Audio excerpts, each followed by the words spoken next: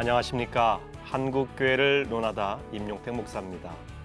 5월은 가정의 달입니다. 얼마 전 부부의 날도 지나갔는데요. 요즘 방송에서는 이혼과 결혼, 별거와 같은 말이 자연스럽게 회자되면서 마치 가정의 전통적 개념이 낡은 것처럼 그려지기도 합니다. 크리스천들은 이러한 결혼과 가정에 대한 새로운 풍속도와 문화를 어떻게 봐야 할까요? 오늘 한국교회를 논하다에서는 가정 전문가들을 모시고 크리스천들은 가정의 가치를 어떻게 지켜가야 하고 이혼과 결혼, 별거에 대해서 어떻게 생각해야 하는지 이야기를 나누도록 하겠습니다. 함께해 주신 분들 소개해드립니다. 지구촌 가정훈련 원장이시고 한국가정사역협회장이신 이희범 목사님 나와주셨습니다. 네, 반갑습니다. 네. 치유상담대학원 대학교 대학원장이시고 한국상담학회 부부가족상담학회 수련감독이신 이현숙 교수님 나와주셨습니다. 안녕하십니까. 반갑습니다. 네. 패밀리타임 네트워크 대표이시고 끝까지 잘 사는 부부 저자이신 홍장빈 목사님 나와주셨습니다. 반갑습니다. 네. 이렇게 출연해 주셔서 대단히 감사합니다. 우리나라가 이혼율이 높은 것은 어제 오늘 이야기가 아니지 않습니까? 황혼 이혼이라는 이름으로 수십 년간 함께 살던 부부가 헤어지는 사례도 점점 많아져서 10년 사이에 70% 정도가 증가했다고 합니다. 이런 현상이 교회라고 해서도 예외가 아닌데요. 요즘 드러내든 드러내지 않든 이 교회 안에 이혼하신 성도님들이 참 많아졌습니다. 강단에서 이혼에 대해서 이야기를 못하겠다고 말씀하시는 목회자도 늘어가고 있습니다. 크리스찬들도 성경적으로 이혼은 분명히 하지 말아야 된다. 이건 아는데 실질적으로는 이혼한 분들이 많이 있습니다. 이혼한 성도들에 대해서 어떻게 봐야 하는지 이 목사님 먼저 말씀을 좀 해주시죠. 예, 실제로 교회 안에 이혼하는 부부들이 늘어나고 있는 것은 사실입니다. 네. 그래서 실제로 말씀하신 것처럼 목사님들이 강단에서 이혼에 대해서 얘기하게 되면 그런 분들이 이제 상처를 받게 되고 네. 교회에서 적응하기 어려워서 교회를 떠나는 경우가 왕왕 있습니다. 이제 한국 교회가 이제는 계속해서 이렇게 이혼하는 가정이 늘어가면 이혼한 성도들은 일단 교회에 계속해서 신앙생활하기가 쉽지 않습니다. 네. 그러니까 교인들이 이렇게 새로운 그런 시각으로 그리고 하나님의 말씀에 불순종했다, 이혼했다. 이것 때문에 이렇게 판단하고 정죄하는 시각으로 자기를 보는 것 같은 그런 자격지심 때문에 결국은 교회를 옮기게 되고 또 저쪽 교회 가서는 결국은 이렇게 숨어 있는 교인으로 이제 교회 생활을 하는 경우가 종종 있습니다. 이제는 한국 교회가 이렇게 이혼하는 부부들이 계속 들어가고 있다면 먼저 이혼한 부부들을 어떻게 케어하고 어떻게 상담하고 어떻게 교육해서 제대로 신앙생활을 할 수 있도록 도울까 하는 문제도 중요하지만 이혼하는 일이 일어나지 않도록 그 사전에 교육을 한국 교회가 그 역할을 감당해 주는 것이 필요하지 않을까 하는 생각이 듭니다. 네. 2017년 청소년들 통계에 보면은 청소년들 절반 정도가 부모님들이 서로 맞지 않으면 이혼해도 된다 이렇게 인식을 하고 있다고 합니다. 그러니까 사회가 점점 청소년뿐만 아니라 이혼에 대해서 아주 개방적인 생각을 갖고 있다 뭐 이렇게 표현하기도 하는데요. 교회도 영향을 받을 수밖에 없지 않습니까? 홍 목사님, 이 교회 안에서의 이혼 어떻게 봐야 할까요? 이제 교회에서 다뤄야 되는 중심 주제가 된 것이 가정인 것은 이제 분명한 시대가 됐죠. 그래서 가정에 대해서 강조를 해야 되는데 저는 진리를 강조할 때 비진리 문제가 해결되고 빛을 강조할 때 어둠의 문제가 해결되는 것처럼 이혼하면 안 된다. 이걸 분명하게 더 강조해야 되는 시대라고 생각합니다. 근데 그것이 받아들여지기 위해서는 좀 초점을 맞춰야 되는데 초점을 맞춰서 정확하게 왜 안 되는지를 교회에서 설교하고 강조하고 근데 그러기 위해서는 또 균형이 있어야 되는데요. 5월 달 설교 편성을 때로는 건강한 가정, 때로는 이혼을 위해서 고민하는 가정, 아니면 이혼한 가정 그런 편성을 미리 해서 미리 알려주고 그리고 그런 예고에 맞게 정확하게 성경의 진리를 알려주는 것이 당장은 힘들어도 도움이 된다고 생각합니다. 네. 분명한 성경적인 가치관을 알려주는 게 매우 중요하죠. 이제 성경에서는 이혼하지 않도록 말씀하시는 것이 매우 엄격한 내용인데요. 하지만 요즘 시대적인 흐름이 그래서 그런지 크리스천들도 이혼에 대해서 쉽게 생각하는 경향이 있습니다. 이 교수님께서는 가정 상담 사역도 하시면서 여러 가지 구체적인 많은 그 상담의 내용이 있고 또 이혼 사례도 많이 있다고 생각이 되는데요. 크리스찬들의 이혼 사례, 어떤 사례들이 많은지 또 실질적인 교회 안에서 현실은 어떤지 구체적인 말씀을 좀 해주시면 좋겠습니다. 제가 느끼기는 교회에서의 결혼 생활이 일반인들의 결혼 생활과 크게 구별되는 것 같지 않은 그런 느낌을 많이 갖고 있습니다. 네. 그러다 보니까 이 이혼의 사유도 일반적인 사유랑 크게 다르지는 않는데요. 요즘 들어서 이혼에 대한 문제가 많아지고 또 특히 황혼 이혼에 대한 문제가 많아지는 게 어떤 그 사회적인 변화나 또 그다음에 그 가정의 변화가 점진적으로 왔었다는 거죠. 그래서 지금 제가 느끼는 그런 이혼하는 부부들의 사례는 떨어져 살았던 부부들, 그러니까 별거 아닌 부부로 별거 아닌 별거 같이 살았던 거죠. 예를 들면은 직장 관계로 주말 부부로 살 수밖에 없었고 또 해외에서 근무할 수밖에 없었고 뭐 이러다가 퇴직이 돼서 같이 합치게 되는데 낯선 거예요. 네. 그 다음에 특히 문제는 그 엄마들의 문제보다도 아버지들이 적응하기가 어려워지는 거죠. 근데 이제 보통 그 부부들이 아이들을 키우고 지낼 때도 그 어머니들은 자녀하고 친하기가 좋지만 아버지들은 조금 어려움이 있잖아요. 왜냐하면 바깥 생활을 더 해야 된다든지 이런 건데 갑자기 퇴직하고 집에 들어오니까 아버지 자리가 없는 거죠. 그러면서 이제 얘기가 이제 나오기 시작을 하는데 뭐 불만을 서로 부부에게 하는데 문제는 이제 부인이 딴 거 많이 봤거든요. 세상 돌아간 다양한 거 보면서 네. 이제 선택할 그런 가능성에 대해서 이런 이제 뭐 이혼 뭐 다른 문제들을 이제 생각하는 그런 추세인 것 같아요. 그렇군요. 네. 서로 이제 떨어져 있을 때 그리고 나중에 다시 합치면 어색한 동거가 되는 것이죠. 근데 이런 경우도 있지 않습니까, 교수님? 그 자녀들 저희도 이제 교회 목회를 하다 보면 자녀들 교육 문제로 엄마와 자녀들이 이제 미국이나 외국에 가 있고 아빠는 이제 열심히 직장에 출근해 돈 벌어서 보내고 소위 이제 기러기 아빠라고 하는 경우도 있습니다. 네.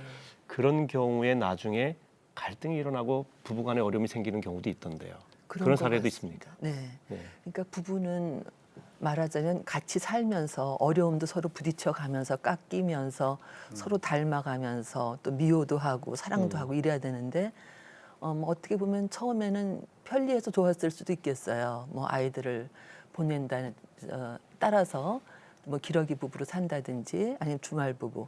근데 이게 편의적인 게 쌓여다 보니까 결국 결과적으로는 노년에 적응이 어려워지는 나중에 거죠. 같이 사는 게 불편해지는군요. 너무 어려워지는 네. 거죠. 그러니까 이런 기러기 아빠 이런 문제들이 생겨나는 이유가 네. 제 생각에는 가족 관계 우선순위 문제가 아닐까 생각이 듭니다.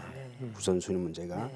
그러니까 사도 바울도 뭐 2000년 전에 이제 이야기지만 고린도서 7장에 보면 부부에게 말하기를 서로 각방 쓰지 말라. 네. 다시 말하면 기도할 이유 외에는 각방 쓰지 말라 그랬죠. 그렇죠. 네. 근데 기도할 외에는 그것도 하부 이상입니다. 그 조건마저도 부부가 네네. 하부에서 그것마저도 그걸 왜 이렇게 강조하셨는가 하면 저는 이렇게 생각을 합니다. 그러니까 집안에 방이 아무리 많아도 아이들은 각방 쓸 수 있어요. 자기 네. 방을.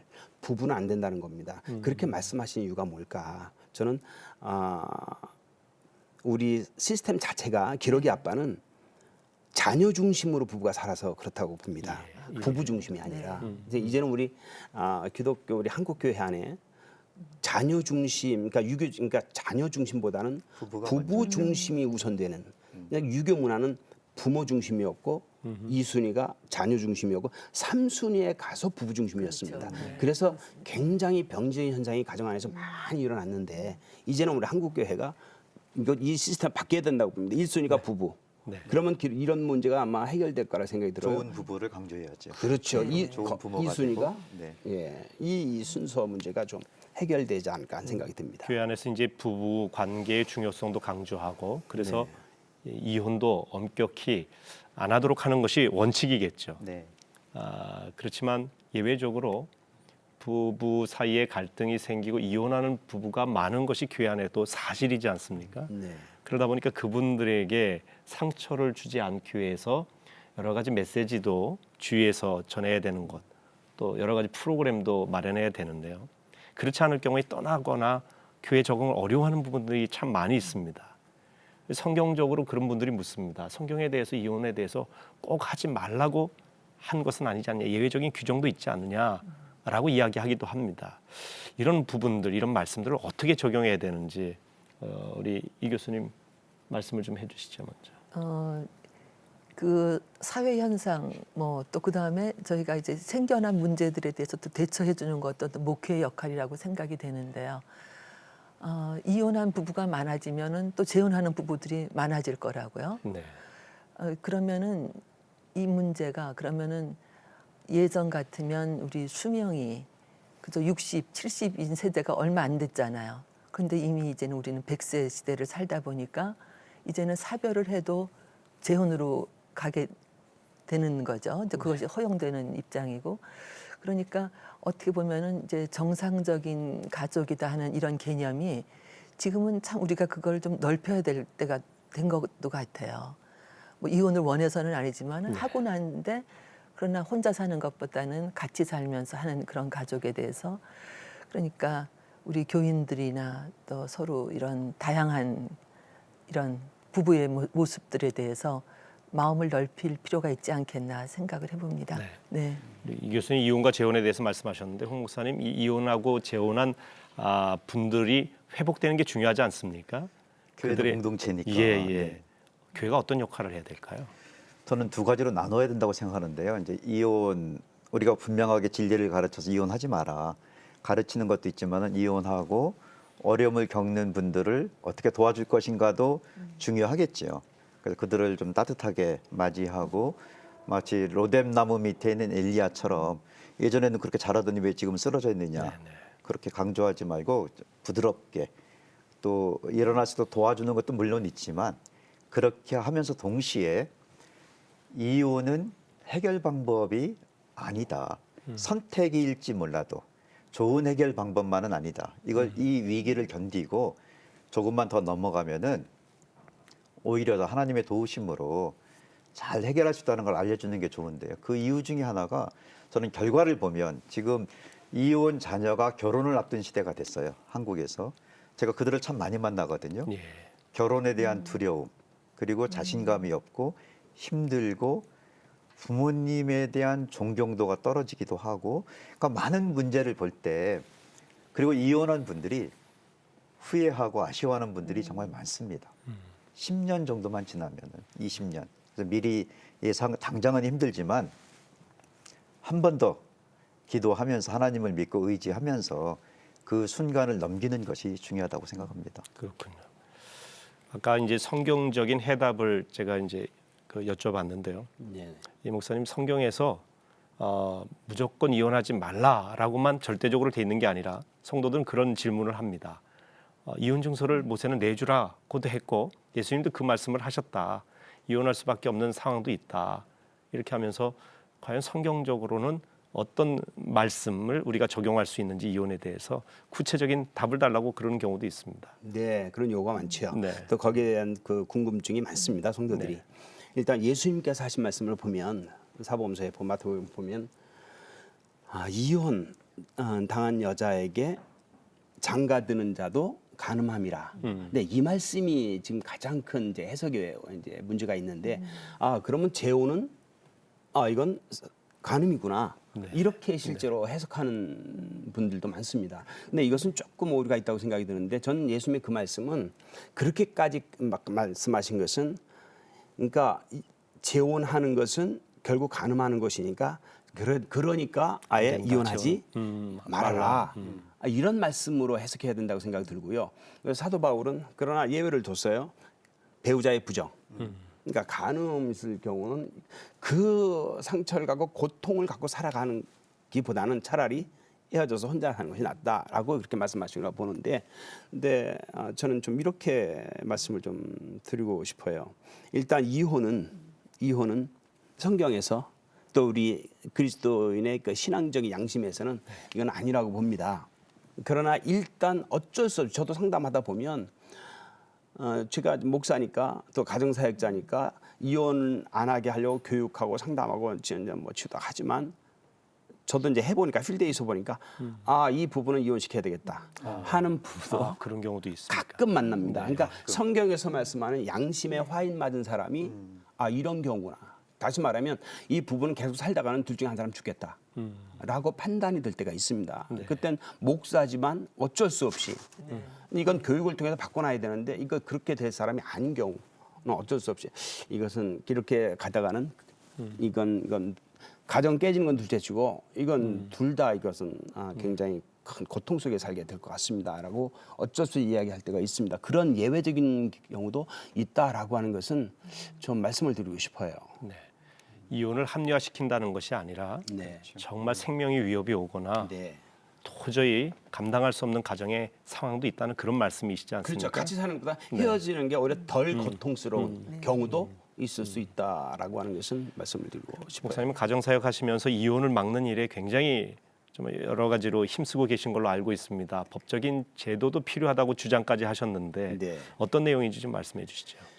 근데 사실은 물론 이제 결혼할 때도 공부 안 하고 결혼하고 네. 이혼할 때도 그냥 이혼하고 예. 이게 그러다 보니까 이혼 지수가 높아지다 보니까 나라에서 지금 한 것이 이제 도입한 것이 이혼 숙려 제도를 도입해서 그래도 둘이 합의해서 냈지만 바로 이혼 안치 법적으로 정리 안 하고 2, 3개월 뒤에 그래도 생각할 수 있는 기회를 줘서 실제로 이혼율이 7, 8% 지금 내려온 건 사실입니다. 네. 그러나 물론 이혼할 때도 교육이 굉장히 중요하다는 건 법제화하면 이혼도 근데 그것보다 훨씬 난 중요한 것이 아예 결혼할 때 예방 교육이죠. 네. 그러니까 이게 사후 처방이 아니라 결혼할 때 좀 결혼 교육을 시켜놓으면 훨씬 더 지식을 갖고 있게 되면 결혼 생활을 훨씬 더 건강하게 하지 않게. 근데 이게 법제화, 다시 말하면 법제화는 어떻게 할 것이냐. 근데 이것도 또 개인적인 인권을 어떻게 강제한다. 이제 이렇게 이제 항의하는 분들도 있겠지만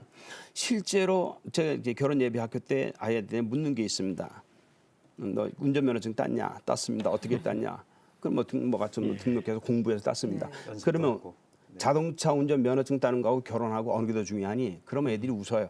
그럼 이제 우문이죠.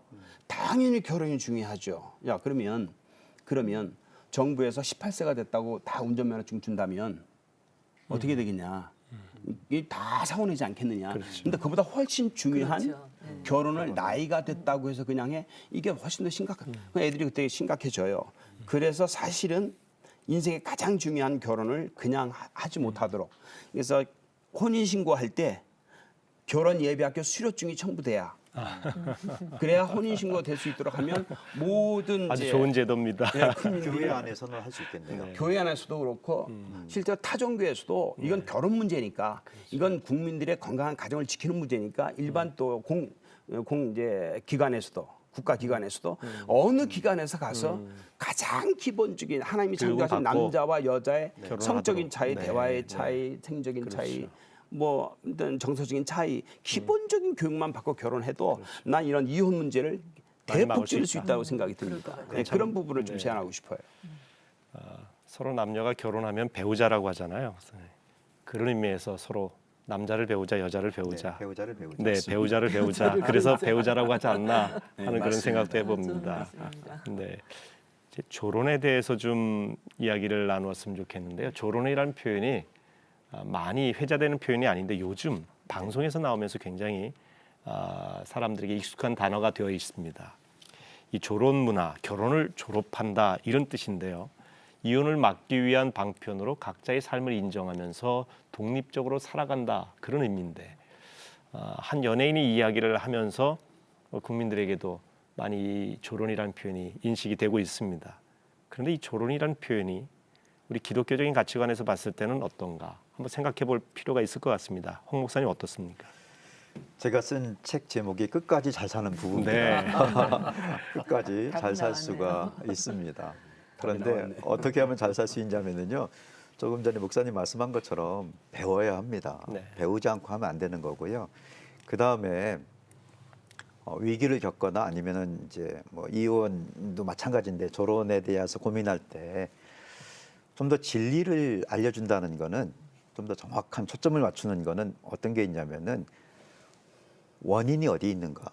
예. 근데 원인이 배우자에게 있는 것처럼 보이지만 사실은 자기에게 있는 거죠. 자기 삶이 채워져야 되고 근데 어떻게 알 수 있냐면은요. 예수님이 두 집 비유할 때 집이 무너지는 게 비바람 때문이 아니고 모래 위냐 반석 위냐 기초 문제다. 또 자기의 기초를 좀 자기가 만족이 돼야 되는데 또 예수님 말씀한 것 중에 마태복음 19장 4절에서 6절에 사람을 지으시는 이가 본래 남자와 여자로 만들었다. 남편과 아내가 아니에요. 하나님은 남편과 아내의 역할을 창조한 것이 아니고 본질적으로 남자와 여자를 만들어서 그 뒤에 결혼을 선택하면 남편이 되고 아빠가 되고 뭐 아내가 되고 엄마가 되고 그래서 출발인 좀 하나님이 창조한 남자와 여자로서 충분하게 채워지고 만족될 수 있도록 배우자가 서로 도와야죠. 네. 그래서 내 남편 당신 이렇게 요구하기 이전에 남자로서 행복하도록 여자로서 먼저 채워지도록 그리고 그 다음에 역할도 하도록 이렇게 되면은 결혼까지 가지 않고 행복한 부부가 될 수 있는 기반이 만들어진다고 생각합니다. 그러니까 조론이라는 표현 자체가 우리가 성경적인 가치관에서 봤을 때는 그렇게 아니죠. 아름다운 표현은 아닌 거죠. 네. 끝까지 아름답게 가는 게 진짜 아름다운 건데. 네. 근데 지금 설문조사에 의하면요, 부부나 미혼 남녀들도 요즘은 대체적으로 조론에 대해서 긍정적인 반응을 보이고 있다는 사실입니다. 결혼 생활 동안 하지 못했던 것들을 노후에라도 하고 싶어서 이 조론 긍정적으로 생각한다가 57%나 됩니다. 그리고 두 번째가 배우자의 간섭을 피하기 위해서, 세 번째는 사랑이 식은 상태로 결혼 생활을 유지할 것 같아서 이런 이유 때문에 이 조론에 대해서 긍정적인 반응을 보이고 있습니다. 이 조론 문화 과연 이대로 계속 두어도 될 것인가 하는 생각이 드는데 이 교수님 어떠십니까? 저도 오늘 이제 이 주제가 조론이다 보니까 며칠간 생각을 해보면서 아니 결국 우리가 언젠가는 죽음으로 맞이할 인생인데 아니 결혼을 일단 끝내자는 건가? 결혼부터 끝내자는 건가? 이런 생각이 들면서 왜 이렇게 급하게 결국은 다 우리가 인생 가야 되는데 했을까 생각을 하게 됐습니다. 그러면서도 저는 아까도 이제 목사님께서 이혼율이 조금 떨어졌다고 하잖아요. 근데 혹시 이 조론 제도가 생기면서 이혼율이 떨어지질 않았을까 생각도 하게 돼요. 네. 이혼할 사람들이 이혼하지 않고 조론으로 들어가는 거죠. 자, 그렇다면 이 조론 저는 이제 이렇게 보기는 합니다. 어떤 현상이 생길 때 거기는 긍정적인 소리와 부정적인 소리가 함께 있는데 최선은 아니지만 그래도 이혼은 맞겠다고 하는 것에서라면 조금 그래도 긍정적인 요소가 있을 것 같고요. 또 하나는 이 조론을 하자고 하는 사람들이 둘이 합의를 한다는 거거든요. 그러니까 저는 이제 그게 좀 저한테는 충격이었어요. 혼자 살기도 힘든 세상을 또 결혼을 하고 싶은 사람들 얼마나 짝을 찾고 싶어 합니까? 근데 혼자 살겠다고 할 때는 굉장히 이제는 혼자 살 수 있는 자신감이 생겼다는 얘기 같기도 하고요. 그럼 독립심이 생긴 건가? 이 자신감이 생긴 건가? 그러고 보니까 이제는 예전에는 말하자면 이제 의식주 이런 문제들을 거의 여성들이 해결해줘서 남성들이 했지만은 요즘은 여성들의 힘 없이도 남성들이 혼자 살 수 있는 사회가 됐잖아요. 네. 그럼 남성들도 혼자 살 수, 그럼 다들 이제 독립심이 생겼다는 거죠. 그러니까 좋은 면에서 보면 이젠 좀 자신들이 생겼다는 의미 같기는 한데요. 말하자면 지금 다양해진 것이 저는 이런 생각을 하게 된 배경이라고 생각이 드는 거죠. 결혼하면 그저 검은 머리가 팥뿌리가 될 때까지 한 가지밖에 없을 때는 가는데 이제는 나가 보니까 뭐 이혼해서도 뭐 살고 뭐 이렇게 되니까 사람들이 나도 그러면 살아볼까?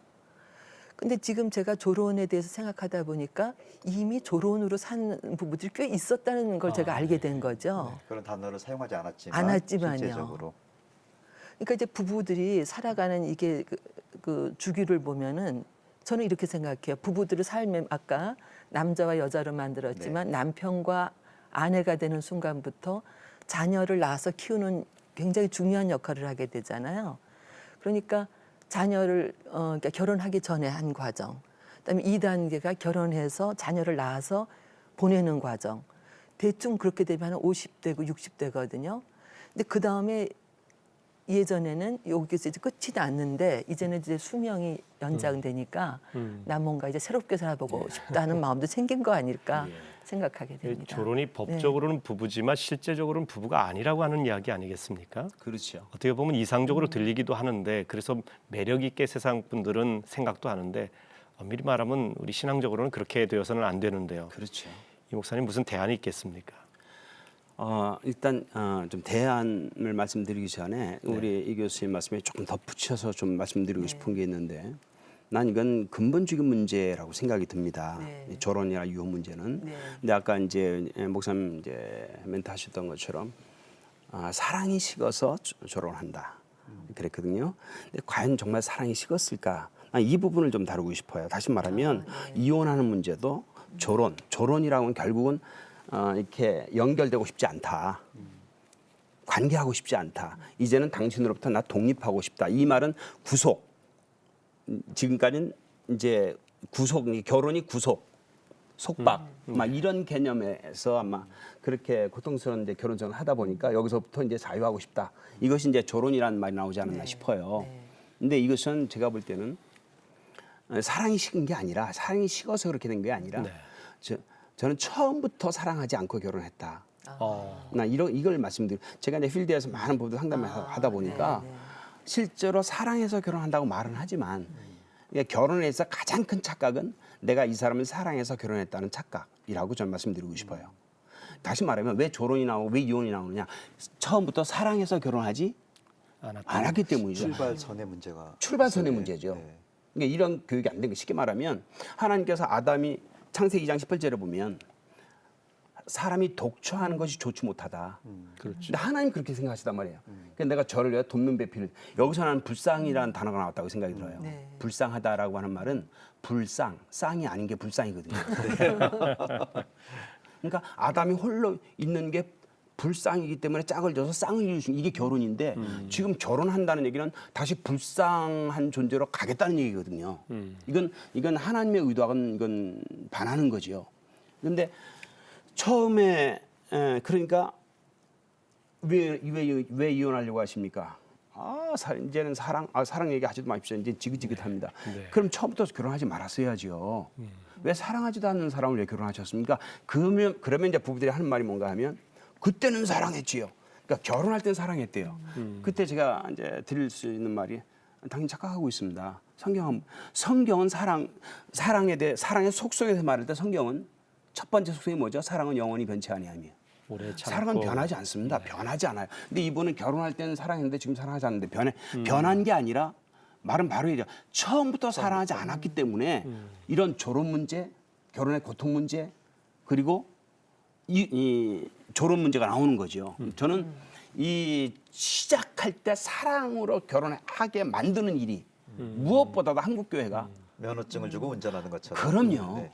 네, 우리 목사님께서는 계속 강조하는 게 네. 결혼의 출발점부터 출발점에서. 기초부터 바로 잡아야 된다는 거죠. 바로 잡아야 된다는 그걸 좀 말씀을 강조하고 계속 싶어요. 강조하고 네. 있습니다. 예방. 예, 이혼이든 결혼이든 전통적인 가정의 모습은 아니지 않습니까? 네. 최근에는 별거하는 부부들이 많고요. TV 예능 프로에서도 별거하는 부부들이 재미있게 사는 모습까지도 방영을 합니다. 그리고 동거라는 말도 참 요즘 젊은이들 사이에 많이 유행하고 있고요. 어떻게 보면 결혼 전에 동거하는 것을 그렇게 크게 죄악시하거나 문제시하지 않는 경향도 있습니다.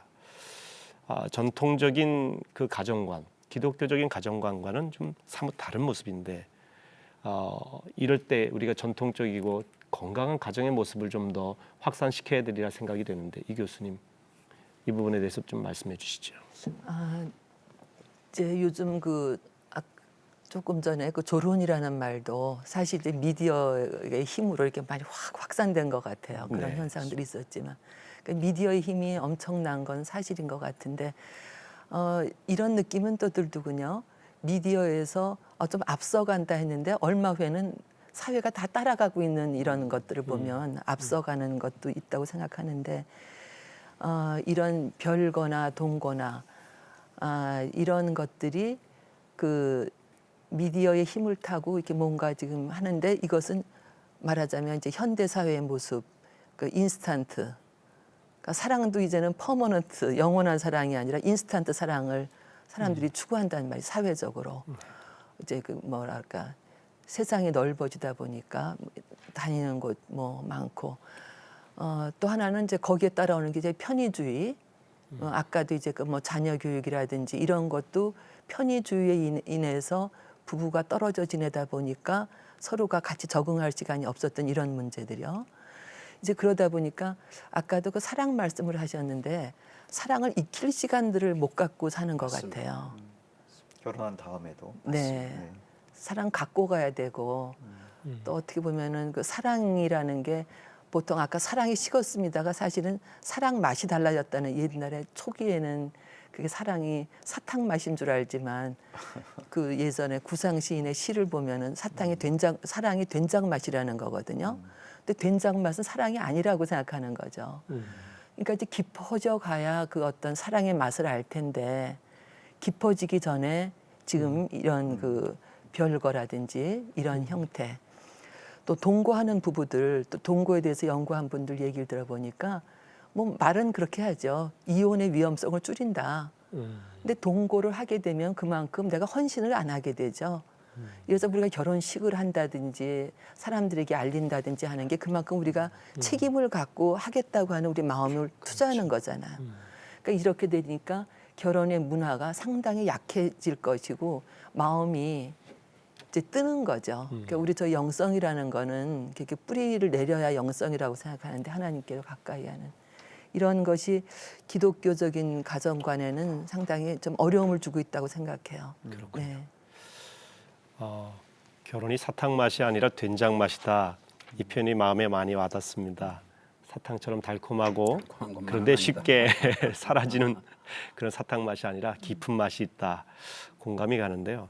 현실이 그렇지 않다는 게 참 안타까운데 프랑스 한 경제학자가 1999년도에요.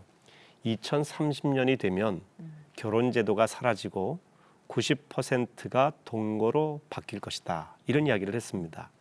그리고 현재 프랑스는 그 말대로 동거하는 젊은이들이 굉장히 많이 늘어나서 이것이 실질적으로 현실화되고 있다고 합니다.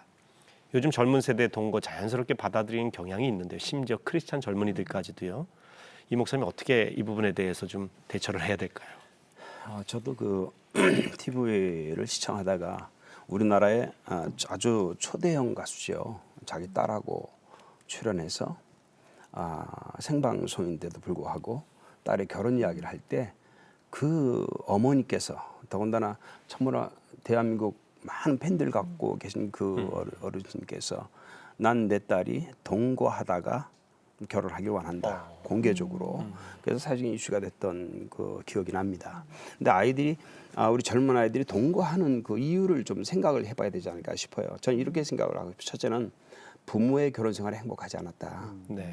그래서 자기도 부모님과 같은 결혼 생활할 것에 대한 두려움이 결혼을 자꾸 이렇게 하는 또 하나는 결혼해서 지지고 볶고 살다가 이혼하는 고통을 겪기보다는 차라리 살아보고 그 위험 부담률을 줄이겠다 그런 살아보고 얘기죠. 마음에 들면 그때 결혼해도 늦지 않냐. 대단히 합리적이고 실용적인 생각이죠. 이런 것들이 지금 젊은 세대의 팽배해서 이 결혼 문화를 이렇게 바꿔가고 있다. 그럼 이것을 내버려 둘 것이냐 한국 교회가. 성경은 뭐라고 말씀하시는가. 이런 부분에 대한 정면 이건 직면을 해서 우리가 풀어가야 될 우리의 과제라고 생각이 듭니다. 그래서 성경에서 말하는 그러니까 이런 이야기 하면 조금 이해가 되실지 모르겠어요. 그러니까 할머니에게 10kg짜리 돌멩이를 이렇게 엎혀드리면 그거 못 엎습니다. 조금 더 무겁다고 내려놓는데 20kg짜리 손주는 엎혀놓으면요.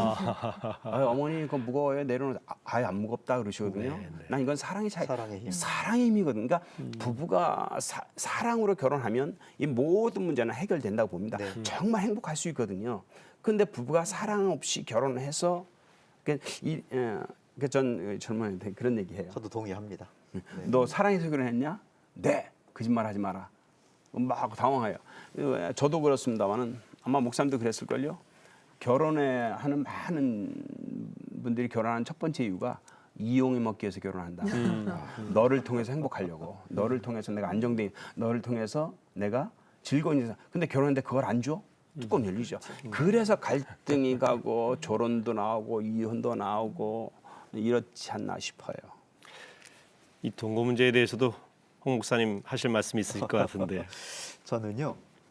아까 이제 그 운전면허증과 운전 얘기했는데 좀 더 비슷한 취지 얘기인데 저의 얘기를 하면은 제가 축구를 좋아하는데요. 네. 그냥 공 하나 갖고 그냥 아무 데서나 할 수도 있어요. 결혼도 그럴 수도 있는 것 같아요. 그런데 좀 더 잘하고 싶으면 뭐 경기한다든가 기술을 배우고 연습도 하고 운동화도 축구화도 사고 유니폼 아무것도 아닌 것처럼 보이지만 네. 그거 입으면 또 달라져요. 달라지죠. 그것처럼 네. 결혼에 대해서 배워야 된다는 거에 대해서 정말 공감을 하고요. 근데 뭘 배워야 되냐면은 때로는 이제 안 좋은 사례를 통해 배울 수도 있는데 지금 결혼, 동거, 별거, 이혼 이런 이야기 속에서 그 원인이 뭘까? 그 원인은 외부의 문제가 아니라는 거예요. 배우자의 불륜도 또는 어떤 잘못된 습관도 커 보이지만 집이 무너지는 것이 예수님 말씀처럼 비바람, 물, 뭐 홍수 그것 때문에 무너지는 것이 아니고 반석 위에 있으면 무너지지 않는다. 네. 아무리 세상이 힘들어도 그럼 반석 위에 있다는 것이 지혜로운 건데 그거는 하나님 예수님의 말씀을 듣고 실행하면 지혜롭다. 그래서 어려움이 있을 때 우리 다음 세대에게 뭘 강조해야 되냐면은 잘 배워라. 첫째. 그다음에 결혼 생활하는 분들한테는 문제가 생기면 자꾸 친구하고만 얘기하지 말고 네. 전문가를 찾아서 상담을 받고 또 하나는 성경을 읽고 하나님이 주시는 마음을 좀 받고 따라가고 하나님 말씀을 듣고 지키면 집은 무너지지 않거든요. 힘든 것이 있어도 그걸 넘어가면 더 큰 만족이 있는 거죠. 그래서 우리 다음 세대들에게 부부 교실, 부부 학교 또 공부를 해라, 배워라.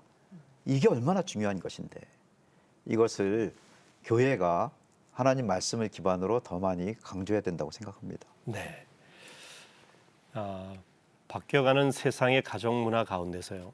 이 무너져가는 듯한 기독교 가정관 어떻게 바로 세워야 되는지 그리고 한국 교회의 역할은 어떠해야 되는지 참 중요한 부분인데요. 시간이 많지 않습니다. 우리 짧게 우리 홍 목사님, 네. 또 이 교수님, 또 이 목사님 말씀을 해주시고 저는 가정과 뵙도록 교회가 함께 협력을 해야 되는데 좀 집에서 부부 교실처럼 배울 수 있는 그리고 그것을 계속할 수 있도록 교회가 지원하고 도와주는 좀 부부 학교도 하고 네. 하면서 좀 건강한 가정이 될 수 있도록 강조해야 된다고 생각합니다. 네, 이 교수님. 저는 이제 역시 그 어떤 그 가치관의 문제가 예전에 너무 수직적인 관계에 있었다면은 이것이 이제 수평적인 관계로 가는 그런 훈련 아니면 그런 교육 이제 그러다 보니까 교회에서 이제 말씀도 하나님의 말씀이 어떻게 삶에서 우리 주변에 같이 적용이 될 수 있을까 하는 그런 교육이 참 중요할 것 같습니다. 네, 네, 예, 저는 그 고인 대신 우리 이중평 목사님께서 하신 말씀이 기억이 나요. 성도들의 가정을 행복하게 하는 것이 목회다. 그 말씀이 참 기억이 나는데 이제 한국 교회가 정말 성도들의 가정을 행복하게 튼튼하게 견고하게 만들어줄 수 있는 목회로 이제는 역할을 감당해야 된다는 생각이 들고요.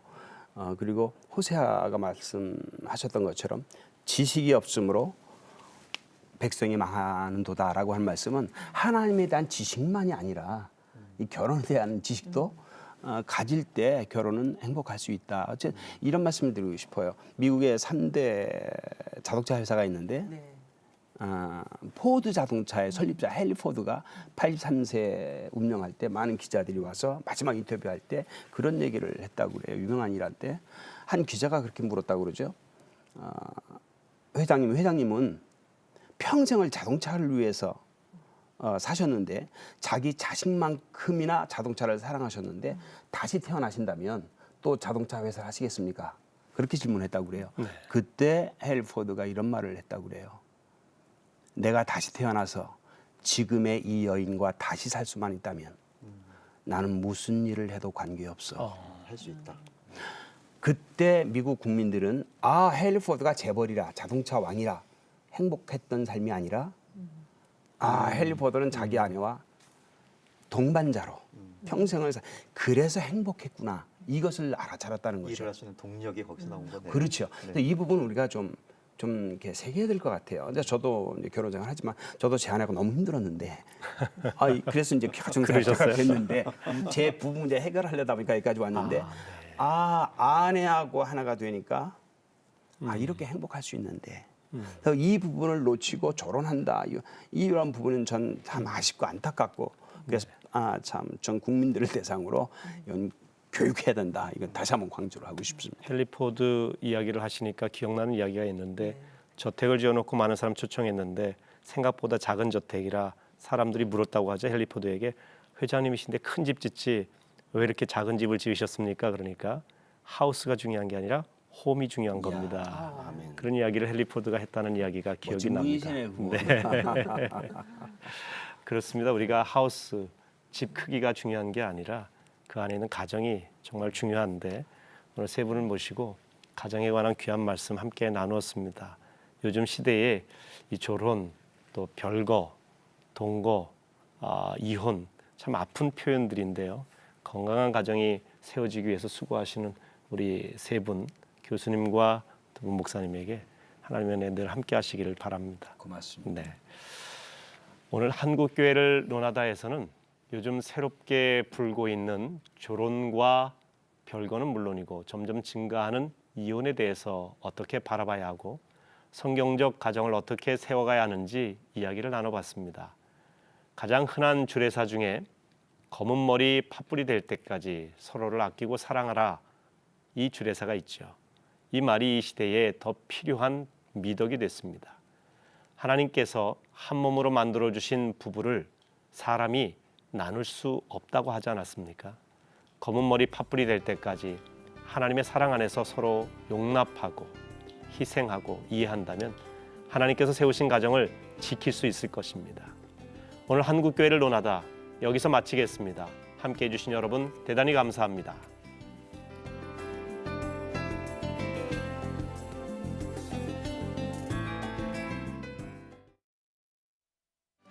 이 프로그램은 CTS 방송가족의 사랑과 후원으로 제작되었습니다. 후원 전화 02-6333-1003번, ARS 060-800-1111번으로 전화 주세요.